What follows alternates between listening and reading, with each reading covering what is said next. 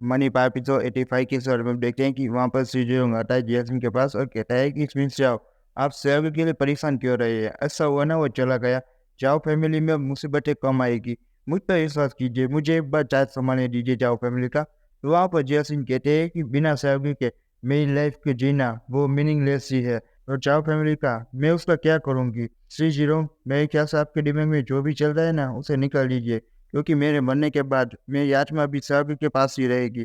वहाँ पर श्री जीरोन कहता है कि क्या वो सर्ग पता नहीं उसे क्या है, तुम देखती जाओ, मैं तुम्हें अपने बेड पर जरूर लाऊंगा, भले इसके लिए कोई भी कीमत चुकानी पड़े। वहाँ पर एक आदमी आता है, उसका नाम होता है टू क्यूआनली। वो कहता है कि ब्रदर नाइन, फेंग यांग और जाओ जियाजिन और सूर्यान, अब इनमें से क्या करें? वहाँ पर कहता है कि सिंपल है, हम फेंग यांग के पीछे करेंगे। मैं जाइए, वो अपनी पुलिस वाली के बारे में बात कर रहे हैं, इसकी मदद से वो साजिद को फंसाएंगे।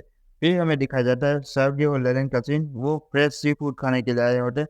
वहाँ पर सामने वाली लड़की होती है, कहते हैं कि आप क्या खाना चाहते हैं? वहाँ पर लेलन कहते हैं कि मुझे एक चाहिए। वहाँ पर सामने वाली लड़की कहते हैं कि मिस, आप इसे एक नहीं ले सकती, आपको इसे पूरा ही लेना पड़ेगा, ये 5 मिलियन की कॉस्ट आती है इसकी, इसलिए। वहाँ पर साजिद कहता है कि क्या इतना ज़्यादा, ये इतना ज़्यादा एक्सपेंसिव क्यों है? तो लेलन कहते हैं कि शांत हो जाओ, तुम सबके सामने मजाक उड़ा रहे हो खुद का।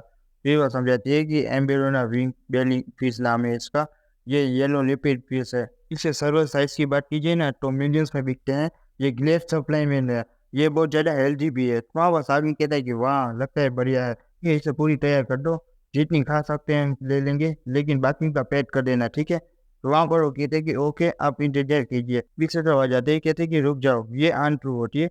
वो कहते हैं कि इस फिश को मैंने पहले ऑर्डर किया था, इसे कैसे ले जा सकता है और कोई? ये आप आंसू देखिए, कहते कि साहब कि तुम, मुझे लगा तुम जेल में होगे, लगता है तुम भाग के आ गए हो यहाँ पर। हाँ, वो साहब कहता है कि आंट्रू, लगता है जावलिन की हड्डी अब ठंडी पड़ चुकी है आपके लिए, इसलिए आपको जल्दी कोई और जो चाहिए ना। तो वहाँ पर यंग भी कहते हैं कि हाँ, बिल्कुल सही कहा, इसके जैसी औरतें ऐसे ही काम चलाती है। वहाँ पर आंट्रू कहते हैं कि है चुप हो जाओ।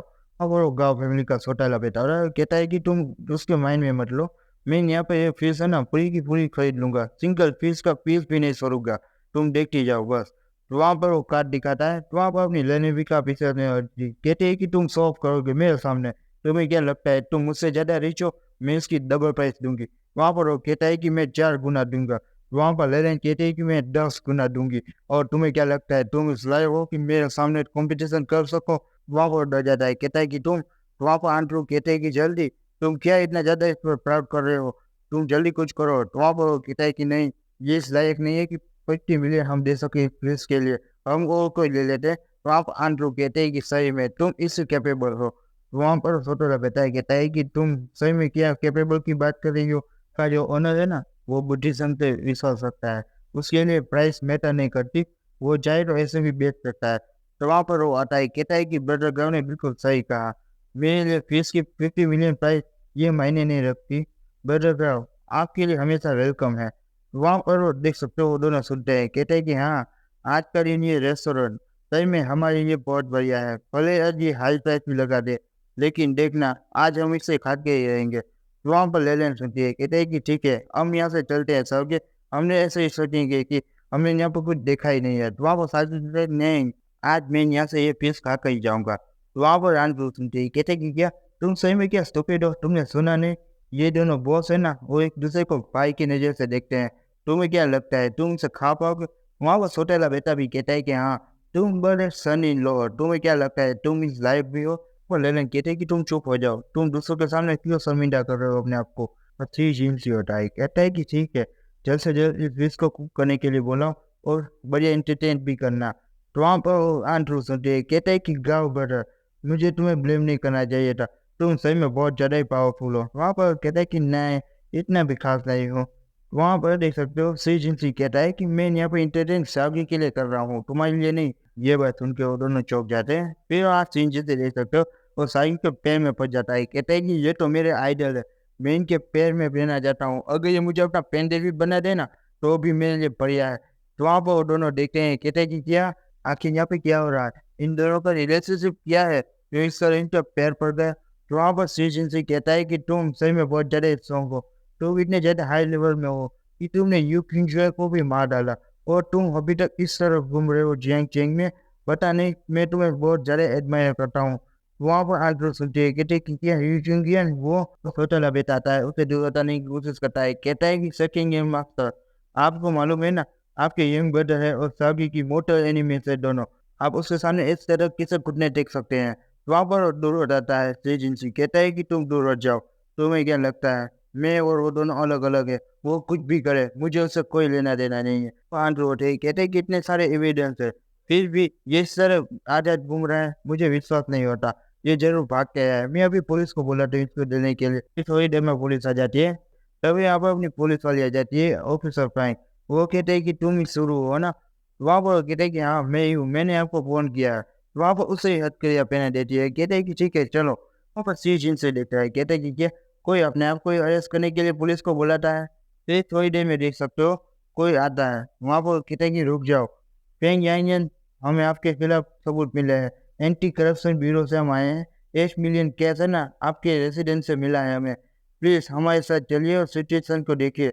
वहाँ पर ऑफिसर फ्रैंक कहते हैं कि क्या 1 मिलियन, मुझे नहीं मालूम ये कहाँ से आया है। तो अपने चीफ को फोन लगाते हैं, कहते हैं कि चीफ ये पक्का कोई चाल है। तो वहाँ वो चीफ कहता है कि हाँ मुझे मालूम है, ये जो पर्सन है ना उसका बैकग्राउंड बहुत ज़्यादा डीपली है, इसलिए मैं कहता हूँ कि तुम कोऑपरेट करो उनके साथ। फिर उसे पता चल जाता है कि आंट्रू की चाल थी।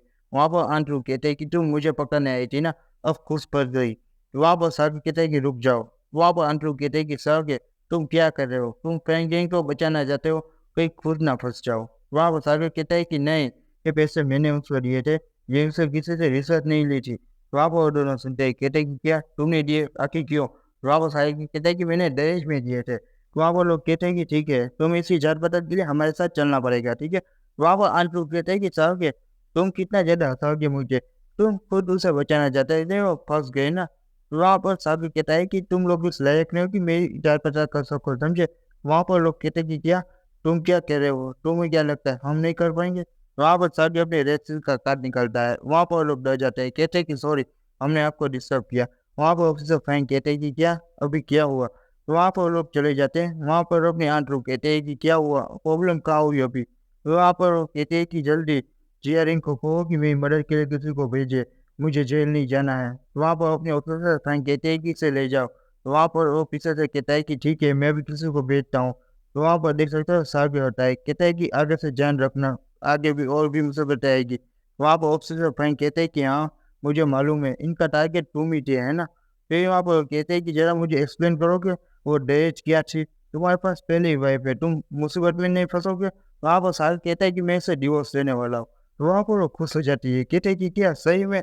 वहाँ पर साहिल कहता है कि हाँ तो इसमें क्या है। वहाँ पर वो कहते हैं कि नहीं कुछ भी नहीं। वहाँ पर साहिल वो जा रही थी, वहाँ पर उससे कहता है कि क्या मूवी देखने चलोगी कल। वहाँ पर वो कहते हैं कि नहीं मेरे पास कल टाइम नहीं है। वहाँ पर साहिल कहता है कि ठीक है। वहाँ पर वो कहते हैं कि मैं संडे को फ्री होंगी। तो वहाँ पर देख सकते हो वहाँ पर सोटेला बैठा होता है, वो फोन कर रहा होता है सी जीवन को, और उससे कहता है कि आपने जो मेरे साथ लड़की भेजी थी ना वो किसी काम में नहीं। तो वहाँ पे चचा सी जीन से होता है, कहता है कि लौट जाओ, मेरे लिए हॉरर की बात होगी अगर आप फीस का नहीं यहाँ पाए, मेरे लिए आपके लिए ओपन लिस्ट खुला है, कभी भी आ जाइएगा, और अगर आप ना कर सके तो आप घर भी ले जा सकते हैं। इसी से सोटेला बेटे को सी जीरो कहता है कि फिर क्या हुआ, मैंने फेंग येंगे को पकड़ने के लिए चाल तो बिछाया था। वहाँ पर वो देख सकते हो सब कुछ सुनाता है पूरी स्टोरी।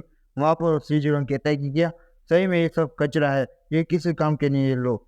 तो वहाँ पर सोतेला बेटा है, कहता है कि अब हम क्या करेंगे। तो वहाँ पर सीजन कहता है कि सब कुछ मैं ही करूँ, तुम्हें फैमिली की इंटेलिजेंस चाहिए ना, तुम्हें भी कुछ सोचना चाहिए। तो वहाँ पर सोतेला बेटा है, कहता है कि हाँ मुझे मालूम है, सागर के बाजू में भी एक लड़की है, मैं कैसे हम उसकी मदद से कुछ कर पाएंगे, उसे हैंडल कर पाएंगे। तो वहाँ पर सीजन कहता है कि हाँ भैया स्ट्रेटेजी है, ठीक है मैं अभी साबिर को फंसाने के लिए कुछ करता हूँ, तब तक तुम उस लड़की को हैंडल कर लेना, ठीक है।